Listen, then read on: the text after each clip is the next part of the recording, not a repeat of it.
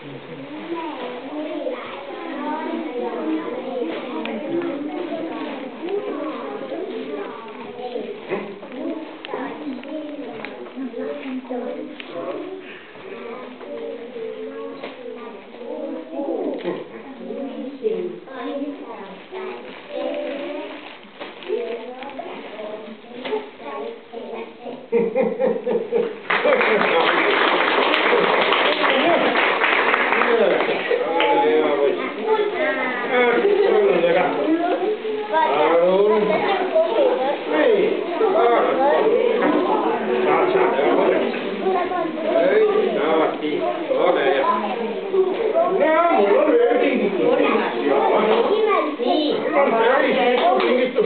nüüd teised lapsed ka oma lugusid rääkida saaksid, siis palun olge head lapsed, pange oma kingitused omale sinna jalgadesse ja ärge neid katsuge, sest need